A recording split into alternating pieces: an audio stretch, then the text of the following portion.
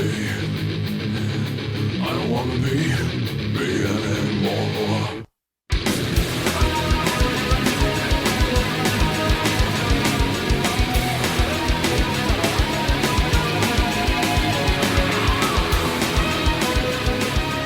Welcome to Creating Miah, episode 11. I'm your host, Chris Spangle, and to my left is Miah Axton. Miah, how are you doing this fine day? Doing absolutely splendid. Good. And we actually have a very special episode of Creating Miah. We have Miah's parents here with us today. We have Amy. Hello. How are And you? Alan. Hello. So we're going to delve into Maya's psyche by asking questions of her parents. So first question, where did it all go wrong? I'm just kidding. Crickets. Let's start with both of you a little bit. Now, Amy, you are Maya's stepmother, Yes. right? Okay. Yes, I am. So, and how long have you known Miah and been in Maya's life? 23 years. 23 years. So, pretty much the bulk of your memorable existence. Yeah, I mean, I don't remember anything before 5 anyway, so my entire. Right. And Alan, obviously, you've known Miah since day one. So, What I can remember. yeah. One to remember. So you guys have been together a long time, and you've seen Miah grow up. Mm-hmm. So, first, tell us a little bit about yourselves. You know, what do you guys do for a living? Well, I'm retired. Okay. So previously we owned a company, and Amy and I worked together in that company for 28 years. Mm-hmm. And recently sold the company. Amy's still employed with a different firm, and I sit around pontificating with huge amounts of time on my hand. Very good. Yes, I've heard about the porch. Apparently, the porch is a very special place over at Maya's dad's house, where Yep.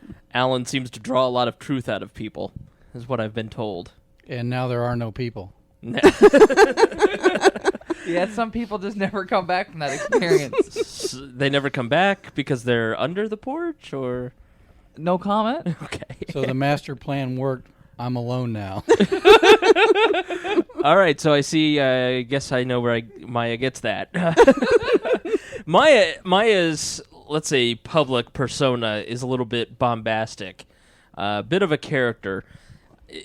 Is that your experience? Like, is Miah really a misanthrope who hates all of society, who wants to just everyone to leave her alone, yet pay her lots of attention? No, not No. at all. What is the real Miah like? Let's destroy her reputation in one question. Well, I really don't. I don't think there is a real Miah. I think Maya's a very diverse person that thinks outside the box and is really considered basically people living with respect for other people. Right. Amy? Very, very complex. I mean, likes to put that persona out that she doesn't want people around her, but is very social. Right. Miah, would you agree? No comment? Maya's just like, I just want no part of this. You might have to leave. This is like super tense and awkward. So Oh, you'll be fine. Maya's just sitting there like, oh no, people are talking about me. What was Miah like growing up as a kid? I mean, was she, obviously Miah was Jeremiah at that time, but what are some of the characteristics of Miah as a kid? Well, let's see. Jeremiah loved bugs, snakes, exploring. Chainsaws. I mean, everything. I mean, just loved to be outside. Right.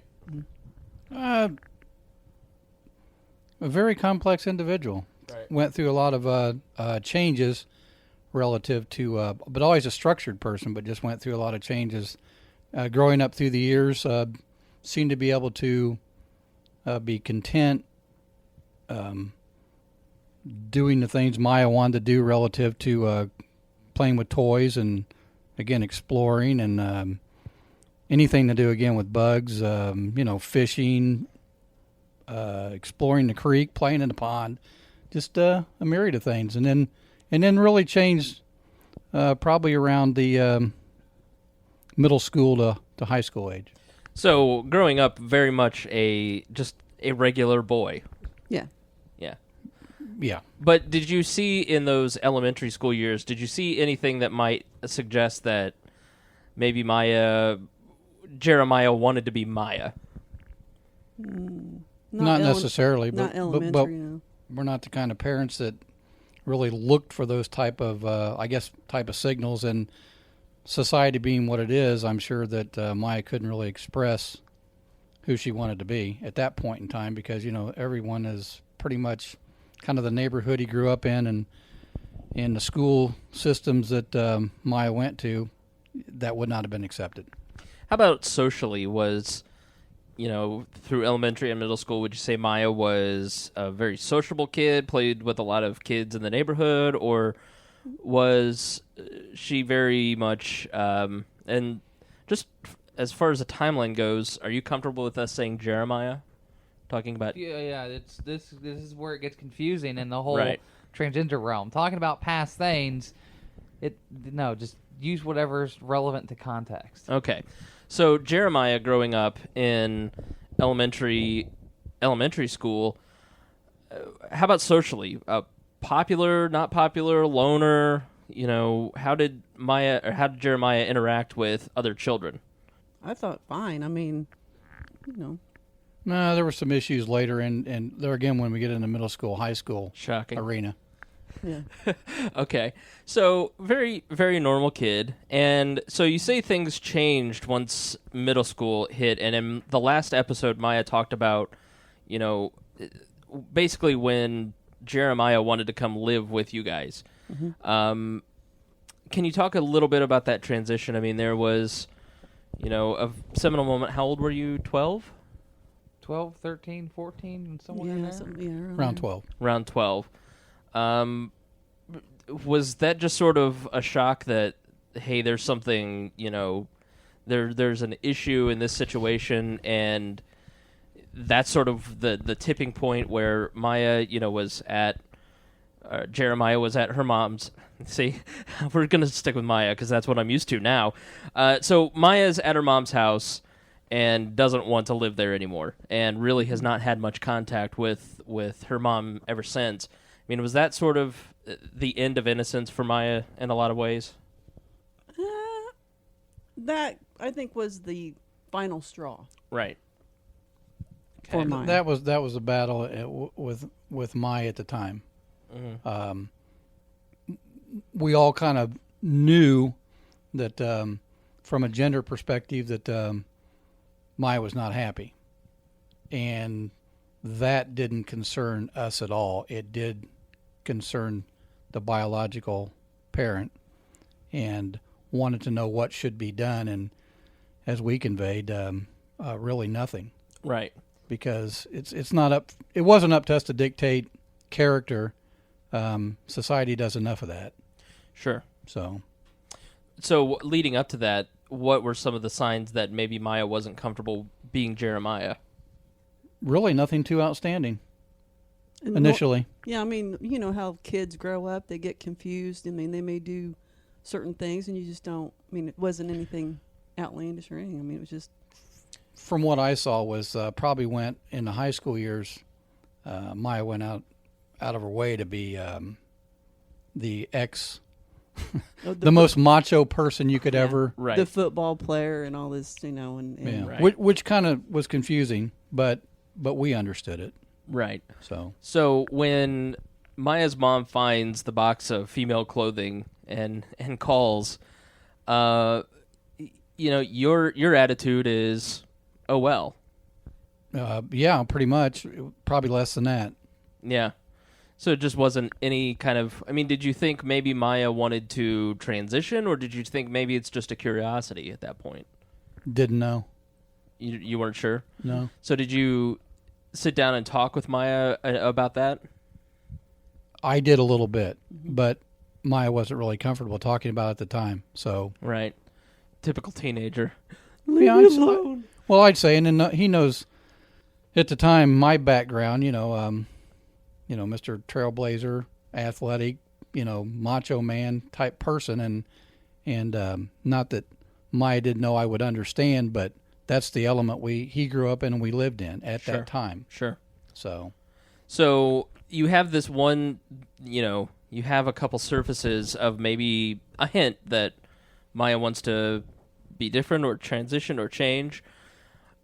Did you really see much of that throughout the rest of... So it kind of goes underground as far as I can tell in my conversations with Miah. Does it resurface at any point over a period of, high school?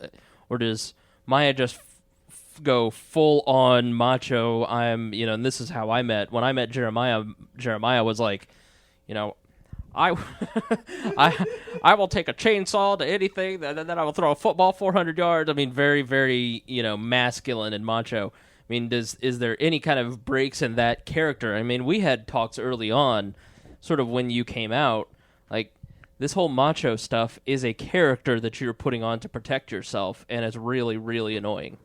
And you just need to be true to who you are. I mean, did you guys feel that same way? I mean, as parents watching Miah, it sort of was like, all right, you're not being exactly who you should be, and just be yourself, be comfortable. Does that make sense? Well, we've always wanted Miah to be happy. I mean, as a parent, you want your children to be happy. And however that is, or whoever they want to be, then that's, as long as they're not hurting anybody else. Right. And that's what you want. Answering your question in a little more detail, yes, we recognize the fact that it was full tilt, full bore. Look out! I'm going to steamroll everything and everybody. Yeah. Until the total transition took place. Right. And then that was kind of almost instantaneous. Mm-hmm. So there was no leading up to a slow, methodical process, which there should have been, but there wasn't. And I think, the military and some of the other aspects kind of created that difference. But no, it was a quick and rapid transition, almost an overnight transition, right, to being the person that Miah wanted to be. Yeah, and let's sort of move into that, because my experience with Jeremiah was Jeremiah's very smart, very dedicated. If Jeremiah tells you, and Miah is the same exact way, if Miah says she's going to do something, you can count on it getting done. Her word is her word. And, Jeremiah, when he joined the campaigns and started working with us, was somebody that you could count on, one of the few people that you could really count on. But there also was this scary aspect of you don't know when Jeremiah's going to walk in and go postal, and it was, you felt a certain amount of rage, and it just always kind of, it was troubling to people who didn't necessarily know Jeremiah, and you tried to say, oh, well, we're friends. And I remember very clearly you messaging or commenting, you're not my friend. We're not friends because if you died, I wouldn't go to your funeral. I'm like, oh, okay, well, we've known each other for a year and talked to you every day. That's, that seemed to scare me a little bit. Did that sort of, that rage that just bubbled underneath the surface, did that worry you guys at all? Or did you really notice it? Yeah, no. Toward the end, noticed it. Yeah. And but again, I don't know that. I'm not so sure anyone would have the answer to how you would deal with that, other than just listen and try to respect that person. Right. But I don't know what that experience would be like, as everyone sitting here except Miah would probably not know what that's like. Right. So when Miah says, I'm going to transition, for me it was a relief. I mean, what about for you? For me, it was like, okay, now things make sense. Whereas before, it didn't make sense to me. And you guys had more of a perspective than I did. I mean, when Miah calls, and I assume she probably talked to you before, anybody else. I mean, what was your first reaction when Miah calls and says, or comes over and says, I think I want to become Miah, or I am becoming Miah? My only concern was, from the inception, was just how society will deal with that. Right. Yeah, because That's it. because Maya's throwing herself into this situation where there could be some really angry people out there and might lash out, Right. and that was a concern. So it's not a personal confusion on from your perspective. It's more of a concern on a societal level. Well, I mean, I don't understand it. I don't understand the feelings that Maya goes through, but there again, love Maya, Right. and No one knows what someone feels inside. Mm-hmm. Most people put on a facade. Right. People try to equate everything like that to a sexual thing or what happened in your childhood or from divorced parents. Was your dad and mom weird? I mean, there's all kinds of things. I don't think it has anything to do with that. I really don't. I think some lifestyles may be a result of those of dysfunctional past or just a different past, but that's not the case here. I don't. That has nothing to do with it, and society shouldn't hold anything against people that feel that way. Right. What was probably in those early days last year when Miah, came out? What were probably the most difficult parts about it for you? well, you'd have to speak a little more to that. I mean, because Maya didn't really come out to us to begin with, Okay. and Well, I knew. He should have just been a little more open. before he made transition to Maya, a little more open about it. But that's tough to do. You Sure. know, so So what was the timeline, Miah? Was it Facebook official and then call Amy and Alan and let them know, or what was the strategy in telling your parents? yeah, what was that strategy? I don't remember that too well. I think it was I did. I made it Facebook official. Beforehand. So why tell everybody else before them? I would think it'd be the other way around. You'd want to tell your loved ones before you tell the world. Probably if I had a Facebook page, I would have known. There you go. Hey, Facebook page. Hey, we could get you set up before you leave today. No. It was I'd obviously been taking the hormones from buying online, and things were kind of getting tense over the last 6-8 months anyways in between us, because I was being a little shithead, and poor Dad there was just kind of at the end of the rope. Is like, how do I deal with this shithead? Because you were living with you guys at the time, yeah.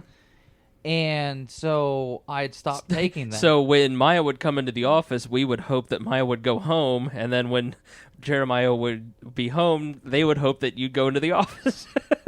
So that's how that worked out, I think. Yeah. Because that was that early part of last year with the self-treatment. Well, no, that was me stopping self-treatment. Yeah, and that's that's what set me really over the edge. That's when I went and started living with Evan. So right about that same time period. Which will drive any person crazy, living with Evan. It did a little. It did a little. So how long before Facebook official did you go out, or did you call and fill Alan and Amy in on what's happening? I honestly don't remember. You'll have to... It was about 2 weeks, I believe. And Maya came to me, and we talked about it. Right. And then we all three of us talked about it. Did Maya do that because you would be what was the strategy? Why do you think Maya came to you first? Well, to be perfectly honest, there was a little bit of an incident between Maya and his dad, and they weren't really talking at the time. Mm. That had to do with the stopping the medication, yes, nothing and to do with the and that's what it transition. was. So that's Sure, yeah. No, as three people who were around Maya at that time, stopping the medication created a very volatile situation. I almost medicated him with a hammer. I spent 36 hours one way and 36 hours the other way with Maya / Jeremiah going through withdrawals in an RV on the way to Vegas. So, well, and also keep in mind, we didn't know that there was self-medication going on. So Right. when the blow-up happened, we didn't know at the time. Right. So why did you go to Amy? Because you just weren't getting along with Alan at the time, or did you hope that Amy would soft sell it to Alan so it'd be a little bit easier the next time you talked? It's never. No, I don't see things like that. It's just that it was easier for me to talk to Amy than it was to talk to my dad. Is that we've had conversations about me and this whole thing before, and I've just always inherently felt extremely uncomfortable with that conversation. So, and it for no real good reason, but I just have. So, with some things that are maybe uncomfortable, I infer to Amy before we go to Dad. Sort of a strategy session before you go to Dad. Yeah. Yeah. Well, and also, historically, Amy asks a lot less questions about things in the beginning, so it's a lot easier for me to just say something and then walk away. Whereas Dad will go, "Well, I've got 1,000 questions about that." No, i.e. the porch. Right. the porch. What were some of those early questions, Alan? Oh, just my whole concern is how it relates to, one has to be, I think, should always be gainfully employed, self-supportive and all that, be able to take care of themselves. And again, it's a societal thing, and this is Indiana, and this is, rednecks prevail. And that it's that can be it can be very difficult. Right. That was my only concern. And if you're going to make the jump, make a transition for your benefit, then you have to make sure that your life coincides with that. Right. One of the hardest things for those of us, in Maya's friendship circles was the pronouns. And it still is difficult. I still feel terrible if I say he or him or, Jeremiah to me is such a foreign word at this point that I can't even, try in the podcast to give some context here. Has that been difficult, especially knowing Maya since birth? I mean, the pronouns of her versus him, Maya versus Jeremiah. I think the level of importance there in with respect to me, it just doesn't have an impact on me, but it does on Maya. That's right. So I don't, to answer your question, for other parents, if you're doing this for an example, that's going to be the most difficult thing, because we've had comments from other people. Well, I don't know what I do. I don't know if I could handle it. We don't think that way, but it's still. Parents that have 3 or 4 kids may call either the daughters or the sons by a different name of the kid, just because you're not thinking. Right. So, but it has nothing to do with it's difficult for me to accept a gender change or anything else. It's just I'm old and I'm used to saying the same things over and over. Right. Yeah. So your message is get over. I hide my own Easter eggs. Your message to Maya is get over it. If I call you him, No, Yeah. no, it's Okay. not get over it. Okay. You just time. give us time because we're so used to the male gender Well, and it's just I don't really necessarily do a lot with my voice anyways, so talking over the phone, and we talk over the phone at least 3 or 4 times a week, and then since I've been so busy over the last couple months, I used to try to stop by at least twice a week, and now it's been maybe once every other week, so they never really get to see me that much, so it's sight unseen, so I'm not in front of them like I am you guys. yeah. Right. And when we're talking on the phone, Thank goodness he doesn't stop over there. Goes the neighborhood. That's why Jim's in the hospital. Yeah, I think for my perspective, and maybe this rings true with both of you, I never thought that I'd have a trans friend. I grew up in a very conservative household. I'm very conservative, a conservative evangelical Christian. I never thought I'd have a trans best friend, and for me, it's not that big of a deal just because whether it's Jeremiah or Maya, it's the person, it's the values it's the character of that person. I know I can count on Maya. I know that if there is some danger here in my apartment, I can call Miah and she'll be over with 5 guns in about 4 minutes, and and that Miah will always keep her word, that Miah is loyal to a fault, and that's the stuff that really at the end of the day matters. It's that character, it's those values that are important, not necessarily a person's look or gender or pronouns or any of that stuff. That's sort of superficial in a way. Well, being effeminate or masculine is superficial. Right.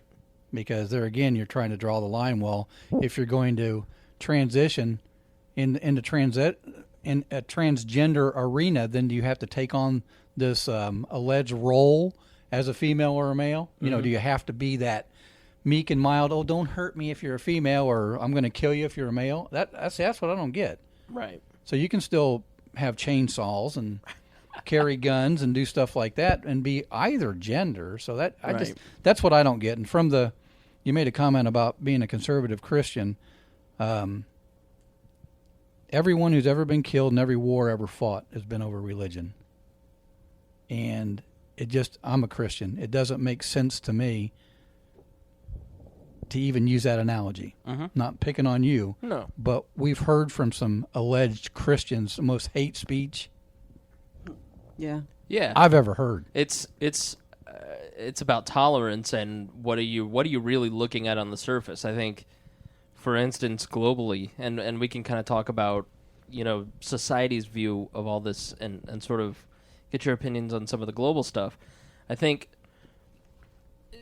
Christians especially are so worried about what people are doing with their private parts, they forget about honesty and love and caring and values and principles. Wouldn't you love to see Christians all of a sudden have to live in a world of Sharia law? Right. Then the shoe would be on the other foot, wouldn't it? Right. So, again, I've been in churches and been a Christian all my life, and I don't go to church anymore, and I consider most Christian analogies deplorable because they don't understand a distinction between the Old Testament and the New Testament. It's like convenience. We'll use this if it fits into our paradigm of what we consider a Christian, or if we can extrapolate funds from old people, or whatever the case may be. And it's horrible. Right. So, what about how about interactions with friends and family and other folks who have questions? It's sometimes there are questions that I just refer to Miah and say, Miah is not going to actually bite you. You feel free to ask, because Miah appreciates that more than anything, is when people have questions that they ask them. And part of the reason we started this podcast is that people are too afraid to ask questions, so we can do it to answer those questions anonymously. Yeah. We live in a world like in Indiana where most men are their boys better become football players, fighter pilots, and snipers, Mm-hmm. and firemen and all that. And so it's an ego thing. Mm-hmm. And questions, I don't really feel like I have to answer anyone's questions. Right. It's not about me. Right. So. And really, we haven't had too many people ask questions. I think they're afraid to. I mean, honestly, they don't know what to say, or they don't know what to ask, I guess. I don't know. Well, what they're honestly doing is they're afraid of offending Dad there, because it wouldn't end well. No, and I think, honestly, most people don't want to offend anybody or hurt anybody's feelings. Right. It's not necessarily, they're mad about it. All of a sudden, I feel like You really think we live in that kind of a world where people don't want to offend each other? I'm in a Hodgkin echo chamber here. I've got stereo on either side of my ears. When it comes to most of the people that are close to Miah and around us, they, there are friends who are still friends of Miah, but they don't know how to approach the questions. They don't want to. There's only really, I would say, one person in our mutual friend circles that has gone out of their way to be offensive. Yeah, there's so far I've only had the one that honestly does nothing but try to be as blatantly offensive as he can with it, and it's really honestly it's been so far it's been pretty good. I mean, I get, like, now that I work at the city market in downtown over there, I get a lot of people go, "Are you a guy or a girl?" If people have a problem with it, they just stop talking to you. And really, those people who stopped talking to you had problems with you for other reasons, not really this. It's not people I miss it to any degree. Right, exactly. I mean, so you really have not experienced as parents any kind of fallout over this at all? I mean, with friends or family or anything? Miah stated it. No one's going to approach me on it because I won't tolerate someone's ignorance. Right. But if you look at, let me jump off the track here for a minute. When I was growing up, if someone was suspected in school to be gay, or if they were, heaven forbid, transgender, or anything else, they usually the guys that were really gay but didn't want anybody to know were the most outspoken against that person, you know, and tried to compensate by being macho. Same thing would have happened with the transgender thing, and that's, I don't think society's really come that far. Right. I think we're still in the dark ages when it comes to that, and that's a shame. But you know, you got to be a brave person and deal with it. Yeah. I mean, but I haven't had to deal with it with respect to anybody. We've told the neighbors, told people, and really kind of told some of the roughest individuals you could imagine, and they're like, "Are you okay with it?" Yeah. Then they're okay with it. Right. Whether I believe them or not. Well, no, I'm sure as they drive away, they're like, "Oh boy, that's." You know, it's Indiana, and the little old town. It's literally a town. Parents live, and I grew up. There's 99 homes in the town, and there's a nice collection of individuals there, and they range from, "Oh my God, what happened to all your teeth?" to, "Oh my God, why do you have a Jaguar parked in your driveway at this part of town?" And so it's been kind of interesting to hear a little bit about who they've told and just the kind of non-reaction. But I mean, one of my old bosses, he is a true redneck, and just he owned a construction company, and now he works for his grandpa's trucking company, and just an absolute redneck. And his first response was, "Can I squeeze your tits when you get them?" That was his first response, and that was perfect. And he doesn't care. That was actually, yeah. That was, I won't say whose response that was, but you're greeted with a good grab every time you see him. No. This is a different guy. No, I'm not talking about. That guy, different guy. So, and I've noticed that people are not accepting at first. It takes a couple months, and then as people have exposure to Miah, you know, as Miah, then it just sort of the shock or feigned outrage just sort of dissipates. Yeah, I'd say that's true. Yeah. But you'd have to almost, since no one can really visually see me, do I look like the person that would care? Well, knowing you for roughly 35 minutes now, I can say with honesty, so much stuff makes sense about Miah. So only the good things, right? everything down to gestures, the way things are said, the speech pattern, everything is exactly the same. And Evan McMahon and others have always said that, and I was like, I'll see it when I believe it. So this is my fault. Yes, all your fault. We are blaming you for everything. Please don't hurt me. So let's there's some questions. Some people sent some questions in. So let's get some of these questions answered here. So we answered the changing the pronouns question, and I'll let Alan and Amy decide between themselves who goes first. Do you feel comfortable around Miah in public? Yeah, I do. I mean, I don't have a problem with it at all.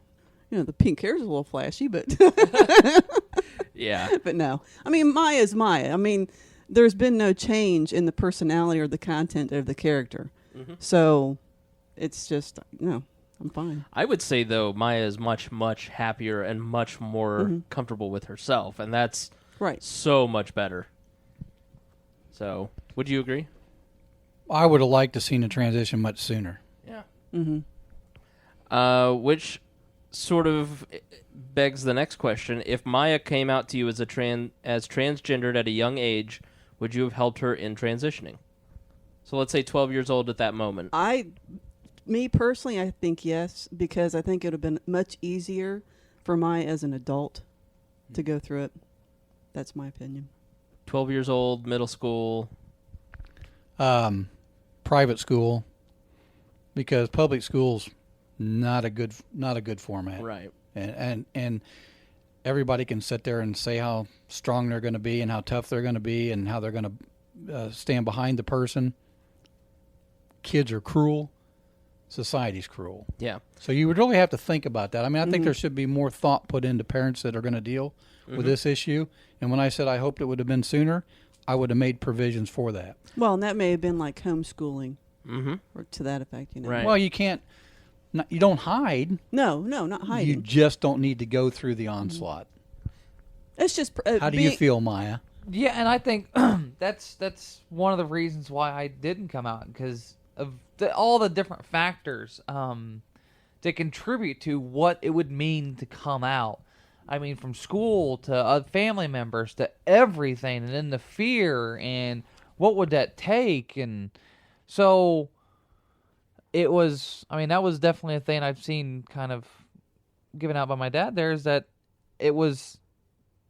When we talk about if he saw the signs, why didn't he push it or anything like that? But I honestly think that I got to a certain point in life when it was okay for me to transition. I mean, I would preferably, if it could have happened at like 10 years old before I went through puberty, that would have just been tits. But literally. But I don't know if I could have, because of the issues I had and everything else, and if I spent that much time and energy hiding, I don't know if I would have permanently rebelled forever if someone would have tried to push me into a therapist or anything else. If they would have pushed too hard, I might have completely shut it out and just gotten worse. Yeah, 12, you are transitioning at an age where you are perfectly comfortable with who you are. You're emotionally stable, so you can deal with the societal pressures. You're at a really good place. At 12, puberty would have been great, but do you think you could have handled it at 12 and it would have been a better decision? Like, I was last week in Irvington. We were at a family picnic, and there was a 1-year-old girl, and it was the neighbor of our friends, and the neighbors, we said, "What's her name?" He said, "Well, we don't really have a name for her yet." I said, "She's 1." "Well, she hasn't decided if she wants to be male or female yet." It's like, I don't okay. So we were sort of baffled by that, but I rest my case. So what's your opinion of that? Is letting the child decide their gender at a very young age before they really have cognition? I think they made a fatal mistake there. They're reinforcing the binary. That's the problem. That's what causes so much pain and so much confusion is the binary, the one or the other. Either you're masculine or you're feminine, and that's it. And that's the issue. It's if they say, pick a child's name, well, find out. If the kid grows up and has a name. I don't like this whole, you got to do everything permanent at birth. Your name, your gender, your everything. Let the kid grow up, give it whatever name you want, and then if the kid wants to play around with its name later, or maybe be maybe we could however name it wants to be, but maybe we could name it. Or give it a name that can be either male or female. Right. Yeah, but it's the mistake they made was enforcing that is either male or female, not whatever it wants to be. So, do you personally, are you glad, or would you have liked to have been pushed a little harder at 12? Are you glad you waited, or you wish you'd been pushed? You can't push Miah. No. That's the one thing True. you have to know. What do you push when you don't know? Right. And that's the thing is, I think if I was 12 years old right now, it'd be a completely different story. There's a better support network. There's social networking. There's ways you can reach out. There's a lot more information. There's a lot more knowledge. There's now therapists in Indiana.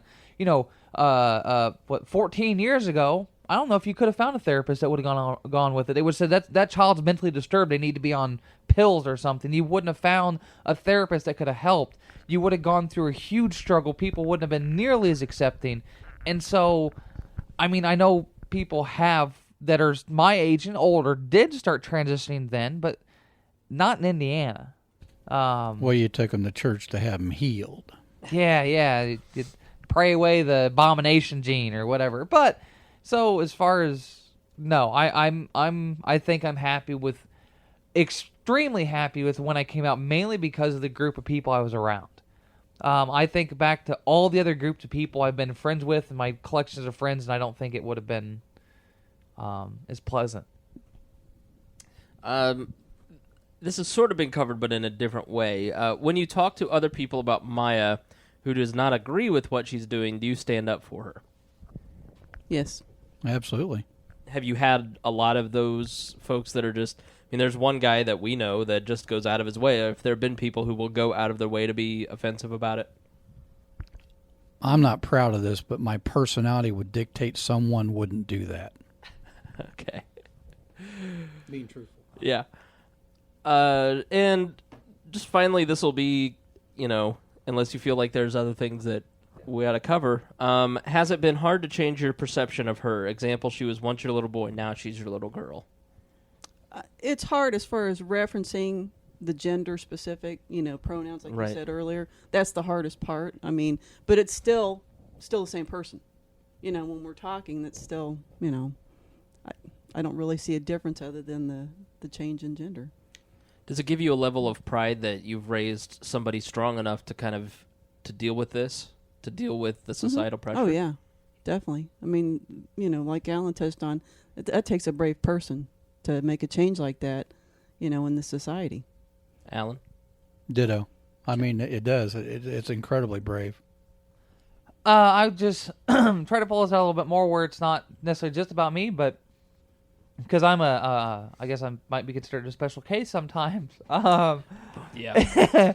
Is what advice would you have for other parents? Maybe that what would be the best way? How would you have liked me to approach this? What would have been the best way for me to come out to you? And maybe kind of try to think about this in more of a broad sense where it's not just necessarily you guys and me, it's kind of other parents as well. Do you have any recommendations or advice that would help somebody deal with having a trans kid or anything else like that? Yeah. As I said before, there's a lot of factors involved. What part of the country do they live in? What part of the state do they live in? A lot of factors on the support mechanisms that would back up a person making a transition. It's not, first of all, the first big thing to overcome would be the parents. Like you said, what's the difference between if you were thinking your thought process says my little boy now is a little girl or vice versa. I would say if you did a percentage, 85 or 90% of those parents couldn't deal with it very well. They would need the counseling. Mm-hmm. It's just a shame. The earlier, the better, I would think. I think a transgender person has no choice in how they feel. I don't think it's a decision, and that's what society thinks. Well, they just all of a sudden flipped a switch and made that decision. That's where the support mechanism needs to come from, and these young kids that are in, I think kindergarten's way too young, but when you get into middle or Elementary 1 through 6, yeah. Because I think that's the most important time in a kid's developmental process. I think at a younger age may have feelings, but do you really know? I don't think a guy or a girl or anybody knows who they are at that age. Mm-hmm. I don't think a person's really set till about 25. Mm-hmm. I mean, around 25 is when you're really figured out. Gender-wise, they are. Yeah. Miah can speak to that because we're just sitting here hypothesizing. But it is, and it's a scary place for people to talk about having trans kids. Now, I knew early on that we talked about that. I knew from a very young age there was something off. I just didn't know. Nobody talked about it to me. I mean, just nobody talked about it because nobody knew. I'm in rural Indiana. Yeah, but it's not a conversation comes up, but I don't think they saw what you felt. Is what they're saying? Well, no, but I even from a young age, there's always a desire even for kids to fit in, Mm-hmm. and kids can instinctively act out to fit in. I mean, they do it all the time, and then kids rebel even as a young age. But 1 through 6, if I could have gone through, that young, if I could have gone through school from a completely different perspective than I did, I mean, I lied about almost my entire childhood, outside of like my exploring and when I was out doing stuff pretty much on my own. But for the most part, I lied throughout my entire childhood. I didn't have a childhood that I can look back on and really fondly. For my school, my social interactions, I can't look back on it and go, wow, that was a great childhood. It's like I did all that stuff really kind of against my own will. So that's a huge step to make kids wait just up into puberty. You think whether we have a class system where kids grow up with each other at the same age. To take a kid that's grown up with the guys and then just go, okay, well, now you're going to be with the girls through the most awkward, uncomfortable period of time in their life. Because the girls are going to be like weird. The guys are going to be like, what? And the benefit of doing it when you did it is you can choose to you can choose your social interactions a little bit. There you're forced into social interactions. You were able to kind of go one step at a time. You presented as female through a couple points, and then there was just a certain point where, I didn't even really notice it until you mentioned it. You're full-time female. At the puberty range and above, you either got to wait till the end of it and then hop into it or make a massive change. But when you're under 10 years old, is there really an enforceable gender on kids? I mean, kids are kids. The clothes don't really matter because they're going to destroy them 10 seconds later or grow out of them. And it's not the same. Then you have this pure innocence, and they know it hasn't been polluted as much. And so you can find out from a kid. I guess, one thing that's not necessarily with psychologists or psychiatrists, therapists. And a lot more having a little bit more training, a little bit more knowledge on the idea of transgenderism in kids. So it's either go real young or wait. Well, I'm not even really qualified to have an opinion. That's because, again, I would think it would take someone who's in that arena to be able to assist and help people. We can just give an opinion personally how we feel. Yeah, Right. and as parents, you just have to be ready to listen. Mm-hmm. You can't jump to conclusions, and you need to be ready to hear what that person has to say and how they feel, how they really feel, and not think it's a reflection on you. Right. And that's what most parents think. Listen, don't dictate how a Right. person feels or what they believe. What is it you've lived with both of your biological parents? I mean, you've lived with the best of times and the worst of times. I mean, on magnificently good and bad scales. What has it meant to have a supportive system? What has it meant for your transition, and how has it affected the transition? I mean, it means everything in the world to have support, and that's not something I easily admit publicly, but And support in what way? Any kind of support, just somebody to talk to that's not going to judge you, knowing that the person you're talking to doesn't necessarily, as long as you're not in pain or hurting, they're just honestly listening, and they're not judging you. They're not passing judgment. Maybe they don't fully understand. Maybe you're horrible at communicating, so it's kind of a little awkward or whatever. But it's just nice to have somebody there that is gonna back you up if you need something. If things come crashing down, that you have someone there to help console you and help you back up. And that means everything. I've talked to people and I see stories of people trying to transition completely alone, and it drives them insane. It really does. It's not something you can necessarily do alone because it's so huge. And so between my parents and Emily, and then beyond that, you and everyone else, it's been instrumental to this happening. Yeah. Can you define the line between questioning and judging? I mean, how do you, if you're approaching it and you're talking to your parents, especially in the beginning when it's emotionally raw, it's instrumental in understanding the difference between judging and asking questions. When we had our little blow up, it had nothing to do with transgender relationship. It had to do with Being a pain in the ass. well, just an attitude. I mean, just a hateful attitude. It had nothing to do with complete and utter emotional instability. Right. And that's something that's what creates tension, is that day to day not knowing. Like he would come home from work and be like, I'm not really sure how Maya's going to be today. Is going to be a little shithead or going to be, amendable. So that's kind of what eventually just took it to the end. But with judging and questioning, when I first kind of came home, we first sat down, I was being grilled on everything as far as, what are the health side effects? Do you know what the health side effects are? And then when I told him I had been taking pills, are you okay because of that? Are you, what about your job? Are you going to be able to get a job? What if you lose your job here and you're in a male-dominated area, you have male-dominated skills? Can you get a job? Can you support yourself? Are you worried about people, coming after you? Very parental concern type questions. And so that's questioning. It's like, well, what's this mean? What's going to happen? That's questioning.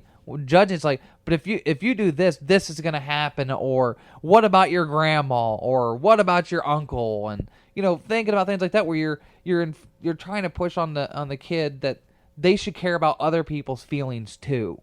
Right. More trying to control and manipulate the behavior as opposed to just listening and honestly questioning.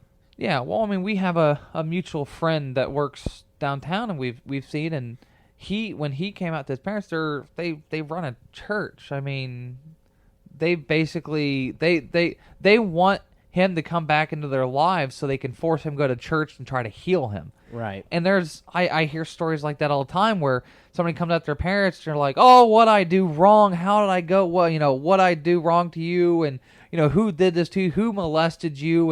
And trying to blame it on something or say there's a root cause or anything else. I mean, I've never had one single question from my parents on how this happened, or right. They've never had this question of where did this come from. It's just kind of like, okay, well, what next? It's. We wondered where Miah came from, and Jeremiah, but not his decision to be transgender. I mean, how do you walk that as a parent? How do you walk that line between judging and just asking questions? I mean, is it just your personal character and just the way that you are? Some people can't help it, but I mean, how do you personally, consciously make the choice that, okay, we need to do this in order to not make Miah feel this way? Well, I mean, it just comes out of concern as parents. I mean, you don't judge. I mean, how can you judge? I mean, they're trying to develop as a human being and as an adult. And if our cat could have conversed, I'd have asked him a million questions. That's just that's just right. My personality. But no, you parents, and let's go back to you're trying to get this to relate to other families and kids and stuff. You have to be concerned. Mm-hmm. And get that person's head wrapped around what can happen. Because young kids don't know. They don't know the onslaught of things that they're going to deal with, whereas Miah could help those kids because now that you've made the transition, you'd be the one to speak to that, not someone who grew up in a society where you better do this or here's the consequence. Yeah. You better act this way. You better like banjo music on Deliverance or, there's going to be... Well, and then the one thing I've noticed talking as I talk to more and more people about their childhoods and the kind of parents they had is, you guys never really told me how to live. We tried to guide you. You guided me. You were just there to make sure I didn't fall too far one way or the other, or hurt myself or hurt anybody else. And it's kind of crazy to think that, honestly, the way you guys parented me is way out there. Well, very strange. Not strange, but very... according to your biological mother, very strange. No, it's just not common. You see people this whole thing is just not common.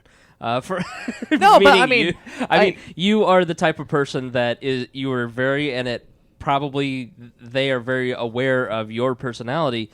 There is no dictating to Miah what will and will not be done. Now, you will listen to reason and you will listen to arguments and make a decision based on those arguments, but you're not going to be manipulated or told what to do. And so they can sit there and say, you will not grow boobs, but you're going to do it anyway. But see, that's the thing, is that I think almost everyone is just like that. Right. I think everyone from a childhood standpoint, children rebel. They rebel against the common knowledge. They're inquisitive. They explore. Like, as a kid, I know there's poisonous snakes in the woods. I know if I go grab that snake and I haven't paid enough attention, it might be a poisonous one, reach back and bite me. But I want it. I'm going to pick it up anyways. I know if I go sit in this river when it's too cold out in the fall, I'm probably going to get sick, but I don't care. Kids push boundaries. And I think the reason why kids lose that is because they have parents in a society that constantly berates them with they are wrong, that there's only one or the other way of thinking. If you think the other way, you're wrong and you're going to die or burn in hell. And I mean, eternal damnation is a pretty damn scary thing to push onto a kid. And when a lot of these religious parents or whatever use eternal damnation as basically a threat for anything the kid does they don't get or like. And they don't even listen to you.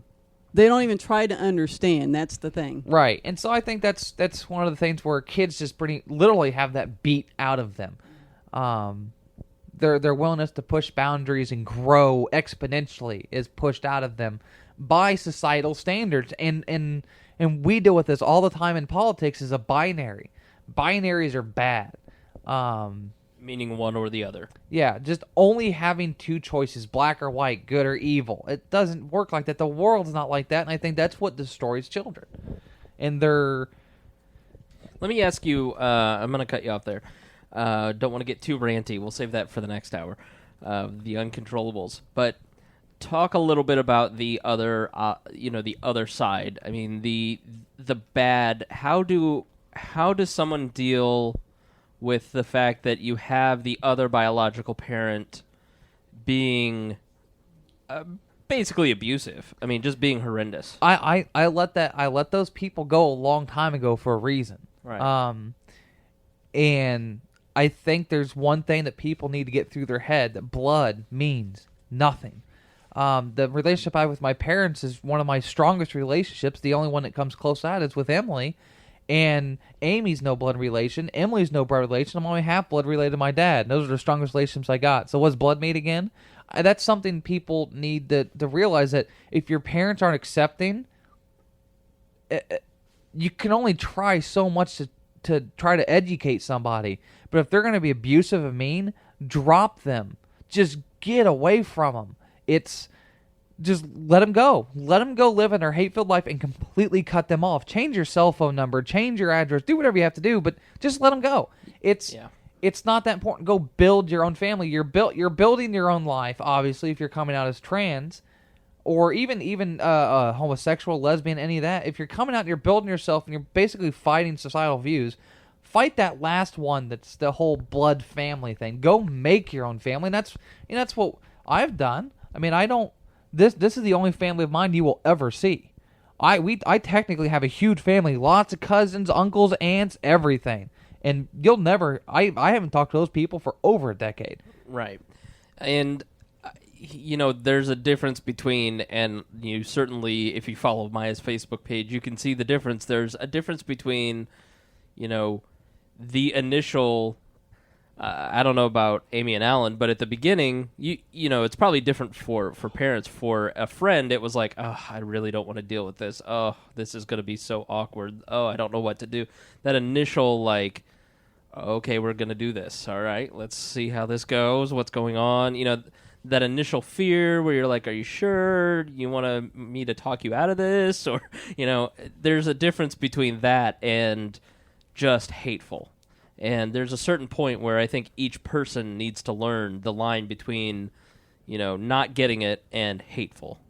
As parents, I mean, how do you deal with the other side by increasing efforts to do certain things for Miah? I mean, does it affect you guys in any way? We ignore ignorance. Okay. That's been the best philosophy we could have. Let them all rant, rave. It destroys their inner being. It destroys them as a person, and they're the ones that go through hell by doing that. Right. And you would think if you really wanted to have a relationship with someone or whatever, that you'd be overly kind and understanding. Right. Until you arrived at in concert with that person, mentally. But doesn't. And like Miah said, and we've had many discussions over that. When it comes to family, perfect advice. Blood means nothing. The most important person in my life is my wife, and we're not blood related. Right. So it's just no. To be cohesive, you have to be understanding. Like Miah said, Emily's been the most supportive, and that's the kind of people you need to surround yourself with. Mm-hmm. Period. Yeah, I agree. Okay, well, if any other things before we wrap up that we ought to... I think I think we covered a lot. So yeah. this thing went a little long, but I think this is a good rough idea of what a good relationship with your parents could be when you're trans, and hopefully for anybody listening, it gave a nice maybe it gave you some information, maybe it gave you some ways to maybe deal with coming out to your parents, or maybe after you've come out to your parents, maybe make them listen to us, go, hey, this is how you should be. Right, exactly. Well, how about not waiting until it reaches a crescendo where there's a lot of animosity just because you didn't share that information initially? By and large, I think, there are going to be hateful people, and you already know who those parents are going to be initially, so just go live your own life. But I think most parents are just, they want to love you and support you and make sure you're okay. You just got to be honest with them. Right. Well, and then the one thing I forgot to mention is that you said, what's it like to have a little boy, to have a little girl, and everything else, is that I know some people that won't come out because they're like, oh, they just loved when I played football, or they just loved it, extended family and everything else. Like, you think if they loved you when you were at your best and when you did good at something, I'm pretty sure you're thinking wrong about that person, that they'll be proud that you have the strength to come out and be who you are. You see people, especially you got grandpas and you've got your older father, like that's 60 plus, and so he came up through an era where you had to be this cookie cutter. You had to be just like your parents, Don Draper type stuff, and these people get in their older age and they see society and they see people, they got to be like, man, I'm so happy for those people that can actually be themselves, and women can wear pants. And talking about being at your best, I mean, the difference between Jeremiah and Miah as a friend, as a person, a colleague. I've been on both ends. I've been friends and colleagues with Miah and Jeremiah, and Miah is light years ahead of Jeremiah in being the best. Well, and the problem is I had this great work ethic, but I was also self-destructive. Right. I destroyed every single thing I've ever done, up to the point, and something came across it, and it's like, well, I don't like this. I don't want to be here anymore. I'm just going to destroy it. So that's what I did. Relationships, jobs, everything. So, final thoughts from Alan and Amy? No, I think you ought to have, with the exception of having us here, have more of these discussions, but make it germane from a time frame standpoint. How you can help these people, and not just in transgender, but in a lot of different aspects. Yeah. Because as Miah said, the only reason parents would have an issue, grandparents, aunts and uncles, is either they're embarrassed because they live basically a fake life where, you better send your kids to college, they better play sports, they better do this, they better do that. There's such a mindset from a parental standpoint that doesn't need to exist. Right. No, I agree. I mean, I fully agree with Alan. But, you definitely need to... Because she's submissive. All right. Well, thank you both for coming on, and thanks for taking the time to talk to us and for being supportive of Miah. All righty. Thank you. All right. Well, thanks for listening to this episode of Creating Miah. Get all the other podcasts at creatingmiah.com, and we'll see you next time.